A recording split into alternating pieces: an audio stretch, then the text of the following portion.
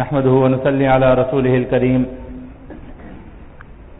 أما بعد فأعوذ بالله من الشيطان الرجيم بسم الله الرحمن الرحيم لقد رضي الله عن المؤمنين إذ يبايعونك تحت الشجرة فعلم ما في قلوبهم وأنزل السكينة عليهم وأثابهم فتحا قريبا قال النبي صلى الله عليه وسلم لكل نبي رفيق ورفيقي في الجنة عثمان او كما قال علیہ الصلاۃ والسلام۔ میرے واجب القدر بھائیو، دوستو، بزرگوں، گزشتہ جمعۃ المبارک سے ہمارا موضوع سیدنا عثمان غنی رضی اللہ تعالیٰ عنہ کی سیرت طیبہ چل رہی تھی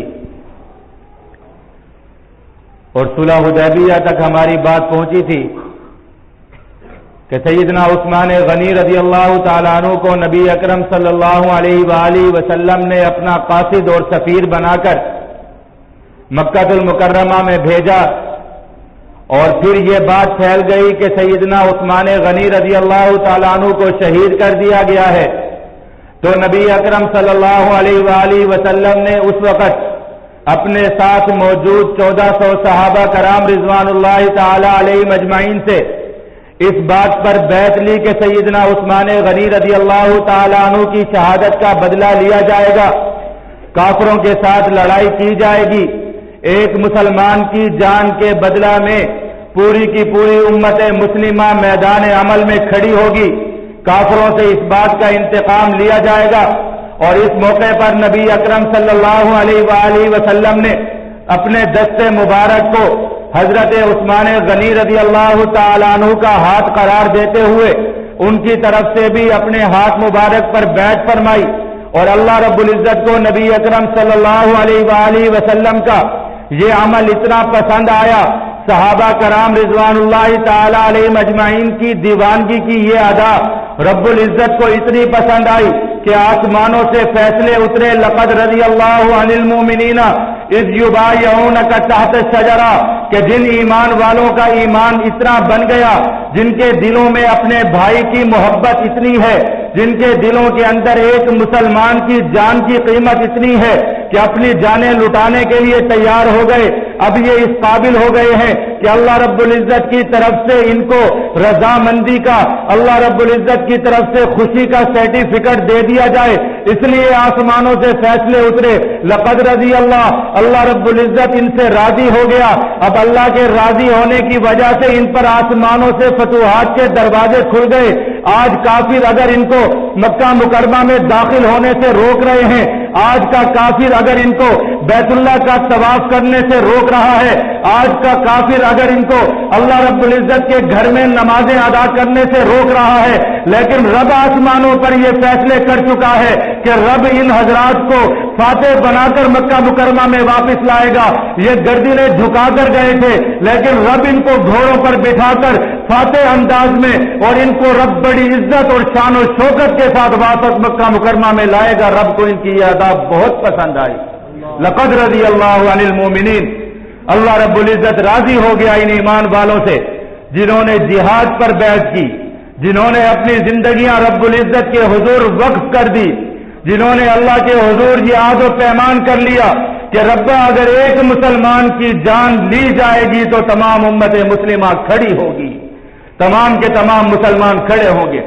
یہ سیدنا عثمان غنی رضی اللہ تعالیٰ عنہ کا اعزاز، غزوہ تبوک، غزوہ صلح حدیبیہ ہو گیا، فتح مکہ کا موقع آیا، سیدنا عثمان غنی رضی اللہ تعالیٰ عنہ نبی اکرم صلی اللہ علیہ وآلہ وسلم کے ساتھ خیبر کا موقع آیا، سیدنا عثمان غنی رضی اللہ تعالیٰ عنہ میدان سے شاہ سوار، سیدنا عثمان غنی رضی اللہ تعالیٰ عنہ نبی اکرم صلی اللہ علیہ وآلہ وسلم کے ہم سفر رہے، تمام غزوات میں رہے، کرتے کرتے نبی اکرم صلی اللہ علیہ وآلہ وسلم کے دنیا سے پردہ فرمانے سے پہلے اسلام اور کفر کا سب سے بڑا معرکہ اور روم کے خلاف سب سے پہلی مہم غزوہ تبوک کا موقع آیا۔ بڑا سخت موقع تھا، گرمی کا موسم تھا، بہت لمبا اور طویل سفر تھا۔ نبی اکرم صلی اللہ علیہ وآلہ وسلم نے پوری دنیا کے کفر کو اعلان جنگ کرنا تھا، پوری دنیا کے کفر کے سامنے کھڑا ہونا تھا۔ مسلمانوں کو ساز و سامان کی ضرورت تھی، مسلمانوں کو گھوڑوں کی ضرورت تھی، مسلمانوں کو اونٹوں کی ضرورت تھی، مسلمانوں کو تلواروں کی ضرورت تھی۔ نبی اکرم صلی اللہ علیہ وآلہ وسلم اپنی جان مقدس کو لے کر، اپنے صحابہ کو لے کر غزوہ تبوک کی تیاری کے لیے ہیں۔ عجیب منظر ہے، مسجد نبوی شریف میں نبی اکرم صلی اللہ علیہ وآلہ وسلم تشریف فرما ہے، اور آپ صلی اللہ علیہ وآلہ وسلم مسجد نبوی کے منبر پر تشریف لاتے ہیں، مسلمانوں کو خطاب فرماتے ہیں۔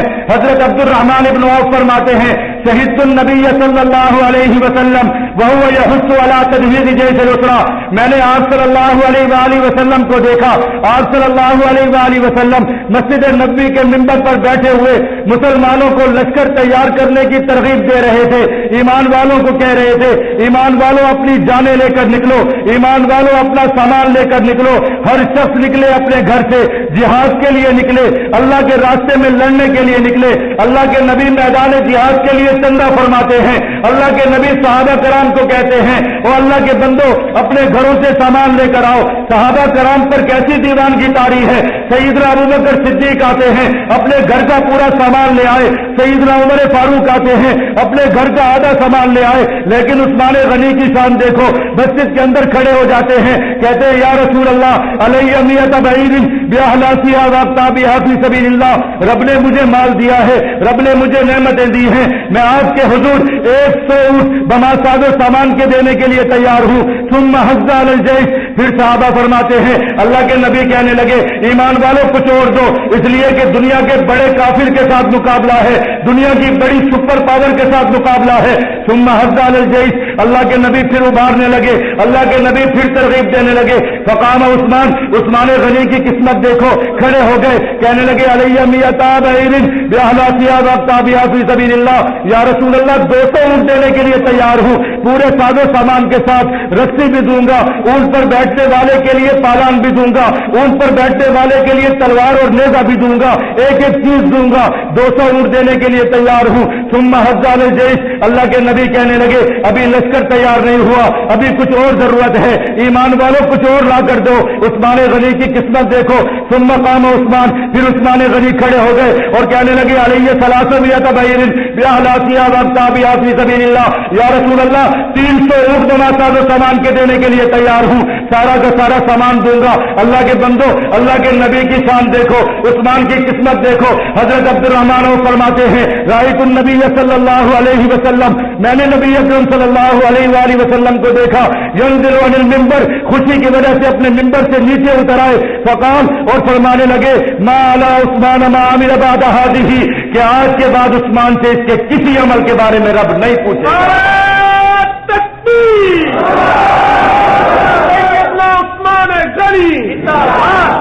یہ عثمان غنی رضی اللہ تعالیٰ عنہ کی قسمت دیکھو۔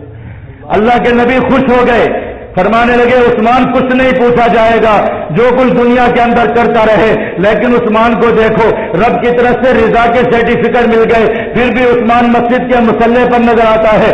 عثمان غنی کے دل میں اللہ کا خوف اتنا ہے، صحابہ فرماتے ہیں جب ہم سیدنا عثمان غنی کو دیکھتے تھے کہ اتنے مرتبے والے صحابہ ہیں، اتنے مرتبے والے صحابی ہیں کہ جن کے عقد مبارک میں، جن کے نکاح مبارک میں نبی اکرم صلی اللہ علیہ وآلہ وسلم کی 2 صاحبزادیاں آ گئی، جن کو کاتب وحی ہونے کا شرف نصیب ہوا، اللہ کے نبی کی وحی کو لکھا کرتے تھے، جامع قرآن بنے، قرآن کو جمع کرنے والے ہیں، لیکن رب کا خوف اتنا ہے کہ مسجد کے مسلح پر کھڑے ہو کے جب رونا شروع کرتے ہیں تو داڑھی مبارک آنسوؤں سے تر ہو جاتی ہے۔ رب کے حضور اتنے حیا والے ہیں۔ ایک مرتبہ نبی اکرم صلی اللہ علیہ وآلہ وسلم اپنے حجرہ مبارکہ میں تشریف فرما ہے، پنڈلی مبارک سے کپڑا ہٹا ہوا ہے، ازواج مطہرات بھی بیٹھی ہوئی ہیں، اچانک دروازے پر دستک ہوتی ہے اور حضرت نبی اکرم صلی اللہ علیہ وآلہ وسلم اپنا کپڑا مبارک، اپنی ازار مبارک اپنی پنڈلی پر ڈال لیتے ہیں۔ سیدنا عائشہ صدیقہ رضی اللہ تعالیٰ عنہ فرماتی ہیں یا رسول اللہ پنڈلی تو سطر میں شامل نہیں تھی، آپ نے پنڈلی کو کیوں ڈھانپ لیا؟ فرمانے لگے عائشہ الا تستحی من رجل تستحی منہ الملائکہ، کیا میں ایسے شخص سے حیا نہ کروں کہ جس پر آسمانوں کے فرشتے بھی حیا کرتے ہیں؟ سیدنا عثمان غنی رضی اللہ تعالیٰ عنہ آ رہے ہیں، اللہ کے نبی اپنی پنڈلی پر پردہ فرما رہے ہیں، اس لیے کہ فرشتے جس شخص سے حیا کرتے ہیں اس سے نبی اکرم صلی اللہ علیہ وآلہ وسلم بھی حیا فرماتے ہیں۔ یہ عثمان غنی رضی اللہ تعالیٰ عنہ خطبہ حجۃ الوداع کے موقع پر نبی اکرم صلی اللہ علیہ وآلہ وسلم کے ساتھ ہیں۔ نبی اکرم صلی اللہ علیہ وآلہ وسلم دنیا سے تشریف فرما گئے، پردہ فرما گئے۔ سیدنا صدیق اکبر رضی اللہ تعالیٰ عنہ کا دور خلافت آ گیا۔ سیدنا عثمان غنی رضی اللہ تعالیٰ عنہ ان کے بھی ہم نوا رہے، جہاد میں بھی ان کے ساتھ، مسجد نبوی شریف میں بھی ان کے ساتھ، ہر میدان میں ان کے ساتھ ان کے ہم نوا بن کر رہے۔ سیدنا ابو بکر صدیق رضی اللہ تعالیٰ عنہ کا دنیا سے جانے کا وقت آ گیا، ان کی وصیت لکھنے کا شرف بھی سیدنا عثمان غنی رضی اللہ تعالیٰ عنہ کو ملا۔ سیدنا ابو بکر صدیق رضی اللہ تعالیٰ عنہ پر غشی کا عالم طاری ہے، اپنی وصیت لکھوا رہے ہیں۔ وصیت لکھواتے لکھواتے اپنا قائم مقام جب مقرر فرمانے لگے تو غشی طاری ہو گئی، بے ہوش ہو گئے۔ سیدنا عثمان غنی رضی اللہ تعالیٰ عنہ نے قائم مقام کی جگہ سیدنا عمر فاروق رضی اللہ تعالیٰ عنہ کا نام تحریر فرما دیا۔ سیدنا ابو بکر صدیق رضی اللہ تعالیٰ عنہ کو جب افاقہ ہوا، ہوش میں آئے، فرمانے لگے عثمان غنی مجھے میری وصیت سناؤ۔ سیدنا عثمان غنی نے وصیت سنانا شروع کی۔ جب قائم مقام کا نام آیا، سیدنا عمر فاروق کا نام لکھا ہوا تھا۔ حضرت ابو بکر صدیق رضی اللہ تعالیٰ عنہ خوشی سے جھوم اٹھے، نعرہ تکبیر بلند فرمایا اور فرمانے لگے عثمان تجھے رب نے بڑی فراست دی ہے، میں بھی عمر فاروق کا نام لکھوانے والا تھا، تو نے صحیح نام لکھا۔ سیدنا عمر فاروق رضی اللہ تعالیٰ عنہ کا نام لکھا گیا۔ سیدنا عمر فاروق رضی اللہ تعالیٰ عنہ کا دور خلافت آیا۔ سیدنا عمر فاروق کے دور خلافت میں بھی سیدنا عثمان غنی رضی اللہ تعالیٰ عنہ ہر میدان میں سیدنا عمر فاروق رضی اللہ تعالیٰ عنہ کے رفیق خاص رہے۔ سیدنا عمر فاروق رضی اللہ تعالیٰ عنہ بھی دنیا سے تشریف لے گئے، شہید ہو گئے۔ ان کے وصیت نامے میں جن 6 صحابہ کرام کا نام مرقوم تھا کہ ان 6 میں سے مسلمان اپنے اور کسی کو خلیفہ مقرر کر لیں، ان میں سے بھی سیدنا عثمان غنی رضی اللہ تعالیٰ عنہ کا نام موجود تھا۔ اور سیدنا عمر فاروق رضی اللہ تعالیٰ عنہ کی شہادت کے بعد سن 24 ہجری 4 محرم الحرام کو تمام صحابہ کرام رضوان اللہ تعالی علیہ مجمعین کے اتفاق سے سیدنا عثمان غنی رضی اللہ تعالیٰ عنہ مسلمانوں کے خلیفہ بنے اور انضمام خلافت سنبھالا۔ سیدنا علی المرتضی رضی اللہ تعالیٰ عنہ نے بھی سیدنا عثمان غنی رضی اللہ تعالیٰ عنہ کے ہاتھ پر بیعت فرمائی اور تمام صحابہ کرام نے سیدنا عثمان غنی رضی اللہ تعالیٰ عنہ کے ہاتھ پر بیعت کی۔ عثمان غنی رضی اللہ تعالیٰ عنہ کا دور خلافت شروع ہوا۔ سیدنا عثمان غنی رضی اللہ تعالیٰ عنہ کے دور خلافت کے شروع کے 6 سال بڑے امن اور سکون کے ساتھ گزرے۔ اللہ رب العزت نے فتوحات کے دروازے کھولے، مسلمان علاقوں پر علاقے فتح کرتے رہے۔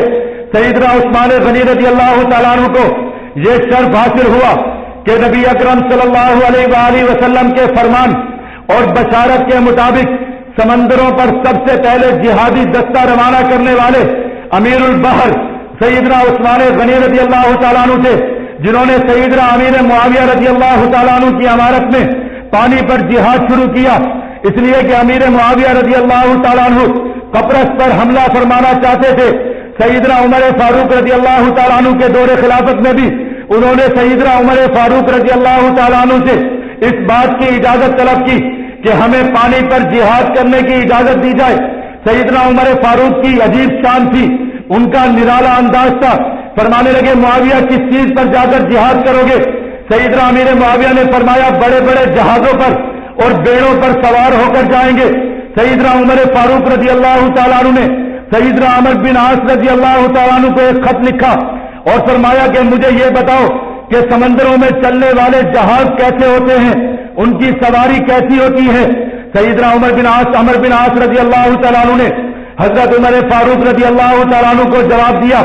فرمانے لگے امیر المومنین، سمندروں پر چلنے والے جہاز بہت بڑے بڑے ہوتے ہیں اور وہ جب ہچکولے لیتے ہیں تو انسانوں کے دماغ معاف ہو جاتے ہیں اور اس پر سوار ہونے والے لوگ بدحال ہو جاتے ہیں۔ اگر وہ جہاز سمندروں میں ڈوب جائے تو اس پر تمام سوار لوگ مارے جاتے ہیں، اور اگر وہ جہاز جا کر کناروں پر لگ جائے تو ان پر سوار لوگوں کی حالت مردوں جیسی ہوتی ہے۔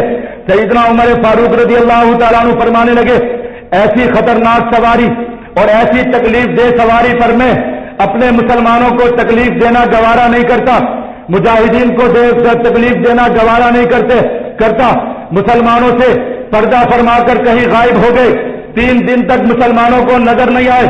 3 دن بعد جب واپس آئے تو لوگوں نے پوچھا عمر فاروق رضی اللہ تعالیٰ عنہ سے، امیر المومنین آپ کہاں تشریف لے گئے تھے؟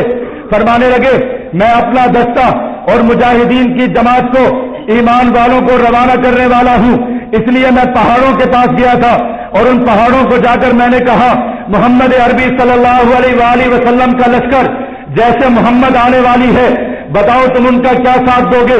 کہنے لگے مجھے پہاڑوں نے کہا کہ ہم ان کے لیے زمین پر بچ جائیں گے کہ جس طرح وہ زمین پر آرام سے چلتے ہیں ایسے وہ پہاڑوں پر بھی آرام سے چڑھ جائیں گے۔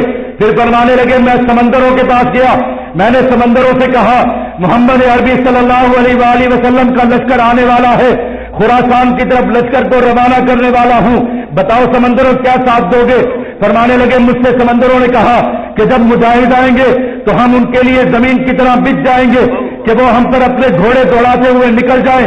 فرمانے لگے جاؤ، جا کر سمندروں پر بھی چڑھ جاؤ، پہاڑوں پر بھی چڑھ جاؤ، سارے کے سارے تمہارے لیے بچے پڑے ہیں۔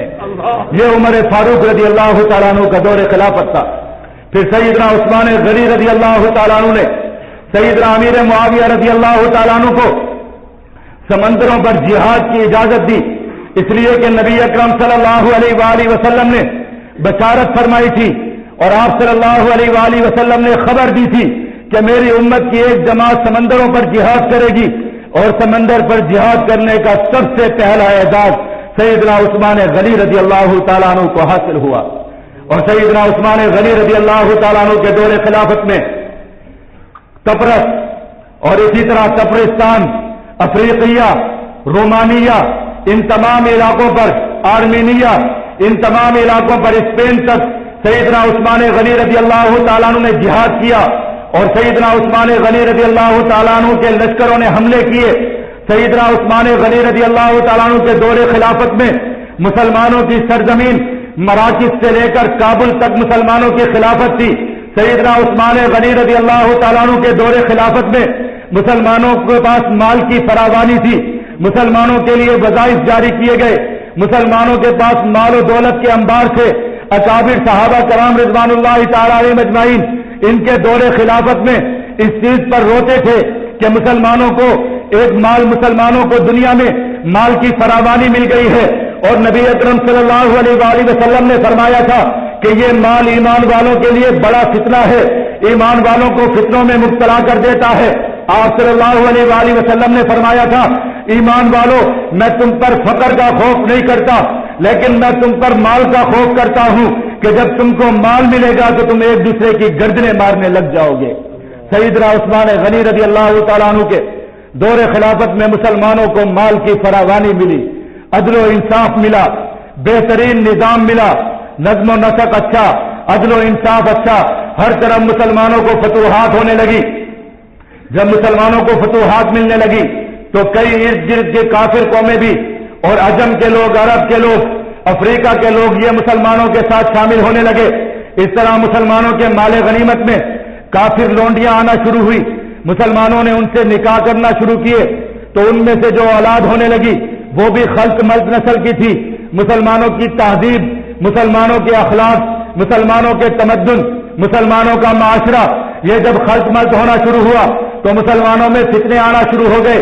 یہود و نصارہ جو اسی طاق میں بیٹھے ہوئے تھے کہ مسلمانوں کے اندر فتنے برپا کر سکے، مسلمانوں کے بڑھتے ہوئے لشکروں کو روک سکے، مسلمانوں کی بڑھتی ہوئی طاقت کے پر ایک بند باندھ سکے، مسلمانوں کی خلافت کو توڑ سکے، وہ پوری کی پوری طاقت کے ساتھ اور اپنی تمام تر شرارتوں کے ساتھ وہ نکل آئے، اور مسلمانوں میں انہوں نے اپنے لوگ داخل کر کے مسلمانوں کی خلافت کو توڑنے کی کوششیں شروع کی، سازشیں شروع کی۔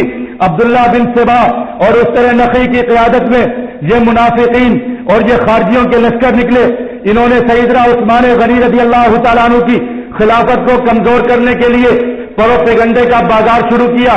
کبھی انہوں نے قریش کے حقوق کی بات کی کہ قریش نبی اکرم صلی اللہ علیہ وآلہ وسلم کے خاندان کے لوگ ہیں، حضرت عثمان غنی رضی اللہ تعالیٰ عنہ کا قبیلہ دوسرا ہے، یہ اموی قبیلے میں سے ہیں تو ان کا خلافت پر کوئی حق نہیں۔ کبھی انہوں نے قریش کے خلاف محاذ گرم کیا کہ قریش والے نبی اکرم صلی اللہ علیہ وآلہ وسلم کی رشتے داری کا ناجائز فائدہ اٹھاتے ہیں، بڑے بڑے مناصب پر فائز ہو جاتے ہیں، بڑے بڑے عہدے سارے قریش کو ملے ہوئے ہیں، تو ان قریش کو روکنا چاہیے، ان قریش سے عہدے سلب کرنے چاہیے۔ اس قسم کی باتیں مسلمانوں کے معاشرے میں کرنا شروع کی اور مسلمانوں کی خلافت کو کمزور کرنا شروع کیا۔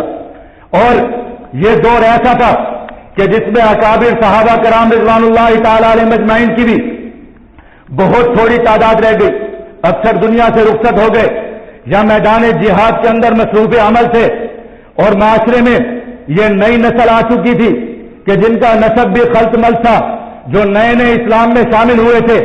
تو حضرت عثمان غنی رضی اللہ تعالیٰ عنہ کے دور خلافت کے 6 سال بعد مسلمانوں میں فتنے اٹھنا شروع ہو گئے۔ نبی اکرم صلی اللہ علیہ وآلہ وسلم کی ایک انگوٹھی تھی، خاتم تھی نبی اکرم صلی اللہ علیہ وآلہ وسلم کی۔ آپ صلی اللہ علیہ وآلہ وسلم نے وہ انگوٹھی مبارک سیدنا ابو بکر صدیق رضی اللہ تعالیٰ عنہ کو دی تھی، اور فرمایا تھا کہ ابو بکر صدیق جب تک یہ انگوٹھی امت میں رہے گی، مسلمانوں کے ہاتھوں میں رہے گی، ایمان والے فتنوں سے محفوظ رہیں گے، اور جب یہ انگوٹھی مسلمانوں سے ختم ہو جائے گی، مسلمانوں سے کھو جائے گی، تو امت مسلمہ میں بڑے بڑے فتنے جنم لیں گے۔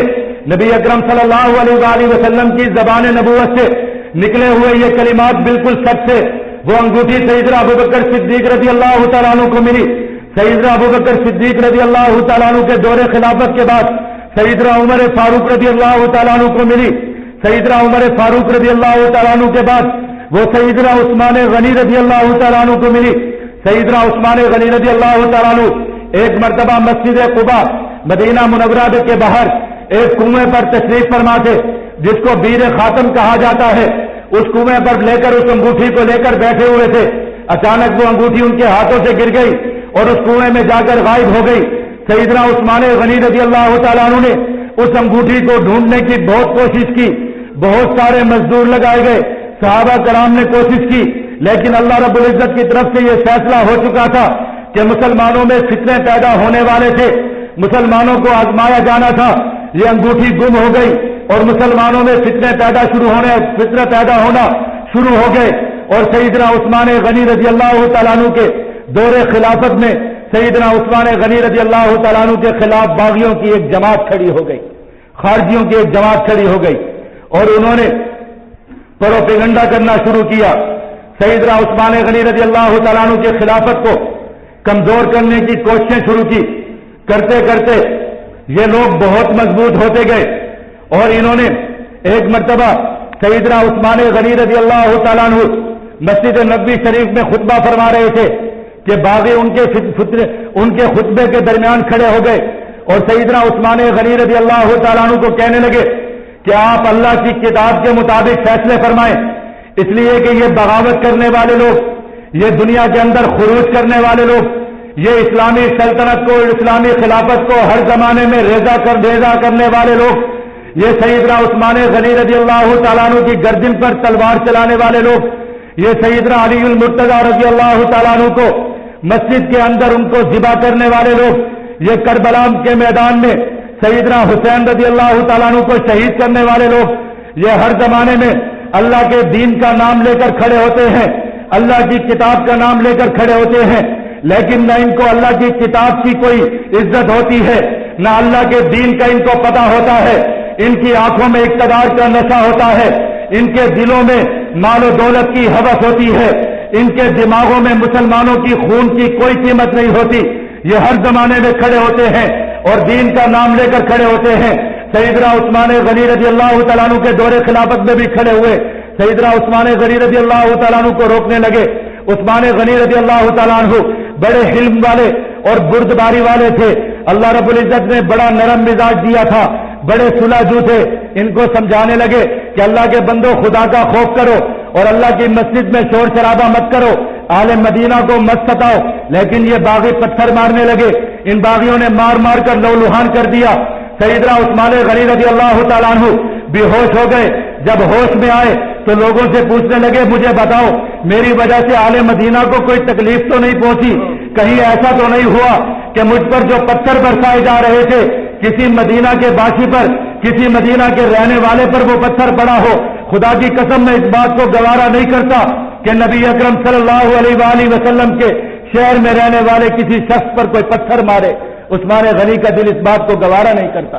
ہوش میں آئے تو لوگوں سے پوچھنے لگے کہ بتاؤ اہل مدینہ کا کیا حال ہے. لیکن ان باغیوں کو شرم نہ آئی, ان کو حیا نہ آئی.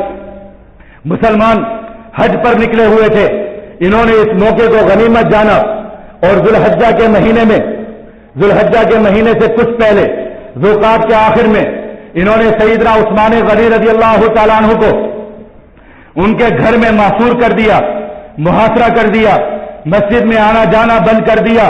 پھر اتنا ہی نہیں, پانی بند کر دیا, کھانا پینا بند کر دیا کہ کوئی شخص عثمان غنی رضی اللہ تعالیٰ عنہ کے پاس پانی لے کر نہیں جائے گا, کوئی شخص ان کے پاس کھانا پینا لے کر نہیں جائے گا. اکابر صحابہ کرام موجود تھے. سیدنا علی المرتضیٰ رضی اللہ تعالیٰ عنہ نے سیدنا عثمان غنی رضی اللہ تعالیٰ عنہ کو پانی پلانے کی کوشش کی تو ان کی اہانت کی گئی, ان کی توہین کر کے ان کو واپس بھیج دیا گیا. سیدنا ابو ہریرہ رضی اللہ تعالیٰ عنہ نے بھی کوشش کی, سیدنا زید بن ثابت رضی اللہ تعالیٰ عنہ نے بھی اس بات کی کوشش کی, لیکن انہوں نے تمام صحابہ کرام کی توہین کی اور ان کو سیدنا عثمان غنی رضی اللہ تعالیٰ عنہ کے پاس نہیں جانے دیا, ان کو سیدنا عثمان غنی رضی اللہ تعالیٰ عنہ سے نہیں ملنے دیا. سیدنا ام حبیبہ رضی اللہ تعالیٰ عنہ نبی اکرم صلی اللہ علیہ وآلہ وسلم کی زوجہ مطہرہ, وہ تشریف لائی. انہوں نے کوشش کی کہ کسی طرح سیدنا عثمان غنی رضی اللہ تعالیٰ عنہ تک پانی پہنچا سکے, کھانا پہنچا سکے, لیکن ان ظالموں نے ان کی بھی توہین کی, ان کو بھی ان کے گھر میں واپس بھیج دیا اور سیدنا عثمان غنی رضی اللہ تعالیٰ عنہ کو 40 دن تک ان کے گھر میں محصور رکھا. 40 دن تک ان پر کھانا پانی بند کر دیا. نہ کوئی پانی دے سکتا ہے, نہ کوئی کھانا دے سکتا ہے, اور نعرے بلند کیے جا رہے ہیں اللہ کے دین کے, اللہ کے حکم کے نعرے بلند ہو رہے ہیں کہ یہ سب کچھ اللہ کے دین کی خاطر ہو رہا ہے. ان لوگوں کی عقل پر پردے پڑ گئے. صحابہ کرام کوشش کرتے رہے. پھر مسلمانوں کے جان کی قیمت دیکھو. سیدنا عثمان غنی رضی اللہ تعالیٰ عنہ کے ساتھ ان کے گھر میں 700 صحابہ کرام موجود ہیں. صحابہ کرام نے ان سے فرمایا کہ آپ 3 باتوں میں سے ایک بات کو اختیار فرما لیجئے, یا تو باہر نکل کر ان باغیوں سے لڑائی کیجئے, ہم آپ کے ساتھ ہیں. ان باغیوں کی تعداد 300 یا 400 ہے, ہم 700 سے زیادہ ہیں. نبی اکرم صلی اللہ علیہ وآلہ وسلم کے ساتھی ہیں, میدانوں کے آزمائے ہوئے شاہسوار ہیں, ان کے خلاف لڑ سکتے ہیں, ہم حق پر ہیں, ہم ان کے خلاف نکل کر لڑتے ہیں. یا تو آپ ہمیں اجازت دیجئے کہ ہم ان کے خلاف جہاد کریں, یا پھر آپ مکہ المکرمہ تشریف لے جائیں, وہاں جا کر رہیں, یا پھر آپ شام کی طرف تشریف لے جائیں, وہاں پر امیر معاویہ موجود ہیں, وہ آپ کی حفاظت بھی کریں گے, آپ کو وہاں پر پناہ بھی دیں گے, اور ان باغیوں کی وہاں پر طاقت نہیں ہے, اس لیے آپ امن کے اندر رہیں گے, وہاں پر بیٹھ کر خلافت کو سنبھالیں. سیدنا عثمان غنی فرمانے لگے سب سے پہلی بات یہ کہ میں ان کے خلاف جا کر لڑوں. میں نبی اکرم صلی اللہ علیہ وآلہ وسلم کے شہر مبارک میں لڑائی نہیں کرنا چاہتا. میں نہیں چاہتا کہ کسی مسلمان کی گردن پر میری تلوار چلے, اس لیے کہ یہ لوگ بھی کلمہ پڑھنے والے ہیں, اور اللہ کے نبی نے فرمایا تھا ایمان والو تم پر تمہاری جانیں حرام کر دی گئی ہیں. میں سب سے پہلے مسلمانوں کے خلاف تلوار اٹھانے والا حکمران بننا نہیں چاہتا. میں امت مسلمہ میں سب سے پہلے مسلمانوں کے خلاف تلوار نکالنے والا حکمران بننا نہیں چاہتا. میں مظلومیت کی شہادت کو گوارا کرتا ہوں, لیکن کسی ایمان والے پر تلوار چلانے کو گوارا نہیں کرتا, اور نہ ہی میں مدینہ المنورہ کو چھوڑ کر مکہ مکرمہ جانا یا شام کی سرزمین کی طرف جانا گوارا کرتا ہوں, اس لیے کہ میں نبی اکرم صلی اللہ علیہ وآلہ وسلم کا داماد اور ان کا ساتھی ہوں. آپ صلی اللہ علیہ وآلہ وسلم کے روزہ مبارک کو اور آپ صلی اللہ علیہ وآلہ وسلم کے شہر مبارک کو چھوڑ کر کہیں اور چلا جاؤں. عثمان غنی کی غیرت اس بات کو گوارا نہیں کرتی. ساری زندگی مدینہ میں نبی اکرم صلی اللہ علیہ وآلہ وسلم کے آغوش میں گزاری. اللہ رب العزت نے شہادت مقدر میں کی ہے, تو آپ صلی اللہ علیہ وآلہ وسلم کے پہلو میں عثمان غنی کا خون بہ جائے گا, لیکن عثمان غنی نبی اکرم صلی اللہ علیہ وآلہ وسلم کی رفاقت کو اور ان کی ہمسائیگی کو چھوڑ کر کہیں نہیں جائے گا. صحابہ کرام نے مشورے دیے کہ آپ ان کے خلاف جہاد کی اجازت دیجیے. سیدنا ابو ہریرہ کھڑے ہو گئے, اپنی تلوار نکال کر کہنے لگے کہ بہت ظلم ہو گیا, اب ہمیں اجازت چاہیے اس بات کی کہ ہم ان کے خلاف لڑیں گے. سیدنا عثمان غنی فرمانے لگے اے ابو ہریرہ تو نے قرآن پاک کی وہ آیت پڑھی ہے، اللہ رب العزت نے فرمایا کہ جس نے کسی ایک انسان کو قتل کیا اس نے تمام انسانیت کا قتل کیا، کیا تم اس بات کو گوارا کرتے ہو کہ قیامت کے دن تمہارے کندھوں پر مسلمانوں کا خون ہو؟ سیدنا ابو ہریرہ فرمانے لگے اس چیز کا بوجھ نہیں اٹھا سکتا۔ فرمانے لگے تو ابو ہریرہ یہاں سے چلے جاؤ، مجھے شہید ہونے دو، اس لیے کہ میں بھی کسی مسلمان کے خلاف یا کلمہ پڑھنے والوں کے خلاف تلوار اٹھانے کو گوارا نہیں کرتا۔ سیدنا زید بن ثابت رضی اللہ تعالیٰ عنہ فرمانے لگے کہ ہم تیار ہیں، ہمیں جہاد کی اجازت دیجیے۔ سیدنا عثمان غنی نے فرمایا کہ جو شخص بھی روئے زمین پر میری مدد کرنا چاہتا ہے تو وہ شخص میری یہ مدد کرے کہ وہ یہاں سے چلا جائے اور مسلمانوں کے خلاف لڑائی کا آغاز نہ کرے، مسلمانوں کے خلاف تلوار نہ اٹھائے۔ یہ سیدنا عثمان غنی رضی اللہ تعالیٰ عنہ کا صبر اور تحمل دیکھیے۔ جمعہ کا دن آ گیا، ذوالحجہ کی 18 تاریخ آ گئی، جمعۃ المبارک کا دن ہے۔ سیدنا عثمان غنی رضی اللہ تعالیٰ عنہ روزے کی حالت میں ہیں، خواب میں دیکھتے ہیں کہ نبی اکرم صلی اللہ علیہ وآلہ وسلم تشریف فرما ہیں، ان کے پہلو میں سیدنا عمر فاروق رضی اللہ تعالیٰ عنہ اور سیدنا صدیق اکبر رضی اللہ تعالیٰ عنہ تشریف فرما ہیں۔ آپ صلی اللہ علیہ وآلہ وسلم فرماتے ہیں عثمان غنی روزے سے ہو؟ فرمانے لگے ہاں روزے سے ہوں یا رسول اللہ۔ فرمانے لگے ہمیں بھی روزہ ہے اور جلدی کرو، افطاری پر تمہارا انتظار ہو رہا ہے، تمہارے لیے افطاری تیار کر دی گئی ہے۔ نیند سے اٹھے اپنی زوجہ محترمہ سے فرمانے لگے، کہنے لگے شہادت کا وقت آ گیا ہے، اللہ کے نبی نے بلایا ہے، افطاری نبی اکرم صلی اللہ علیہ وآلہ وسلم کے پاس کرنی ہے۔ زوجہ محترمہ فرمانے لگی عثمان غنی لوگ اتنے ظالم نہیں ہوئے کہ اپنی تلواروں کو آپ کے خون سے رنگ لیں گے؟ فرمانے لگے نہیں، اللہ رب العزت کی طرف سے فیصلہ ہو چکا ہے، نبی اکرم صلی اللہ علیہ وآلہ وسلم کے پاس جانا ہے۔ ساری زندگی تہمت پہنی، ساری زندگی دھوتی پہنتے رہے۔ اپنی زوجہ محترمہ سے فرمانے لگے کہ میرا ایک پاجامہ پڑا ہوا ہے، وہ پاجامہ مجھے لا کر دو، اس لیے کہ جب باغی مارنے کے لیے آئیں گے، جب وہ مجھ پر تلواریں چلائیں گے تو میں تو ان پر تلوار نہیں چلاؤں گا، تو ہو سکتا ہے کہ میں نے جو تہمت باندھی ہو وہ میری سطر سے ہٹ جائے اور ایسا نہ ہو کہ میری سطر لوگوں کے سامنے آ جائے۔ عثمان غنی کی حیا اس بات کو گوارا نہیں کرتی۔ آج عثمان غنی پاجامہ پہنے گا، اپنا پاجامہ مبارک پہنا کر اس کو پہنا، اس کو زیب تن کیا، قرآن پاک کو کھول کر بیٹھ گئے، تلاوت کرنا شروع کر دی۔ باغیوں نے گھر کا محاصرہ کیا ہوا ہے، سیدنا حسین رضی اللہ تعالیٰ عنہ کو زخمی کر کر گھر میں گھسائے۔ سیدنا عثمان غنی رضی اللہ تعالیٰ عنہ اپنے گھر کی دیوار پر چڑھے، اپنے گھر کی چھت پر کھڑے ہو کر ایک کوشش اور کرنے لگے کہ کہیں یہ لوگ ان کے خون سے بچ جائیں اور امت مسلمہ میں ایک دوسرے کا خون بہانے کی یہ رسم شروع نہ ہو جائے۔ اپنے گھر کی چھت پر کھڑا ہو کر ان باغیوں کو پکار کر ان باغیوں کو ایک خطبہ دیا اور کہنے لگے او لوگوں، او ایمان والو سنو، میں عثمان غنی تم سے مخاطب ہوں، میں تم سے کہتا ہوں کیا میں وہ عثمان غنی نہیں ہوں کہ جس کے عقد میں اللہ رب العزت اللہ کے نبی نے اپنی 2 بیٹیاں دی تھی؟ کہنے لگے آپ سچ کہتے ہیں، اللہ کے نبی نے آپ کو اپنی 2 بیٹیاں دی تھی۔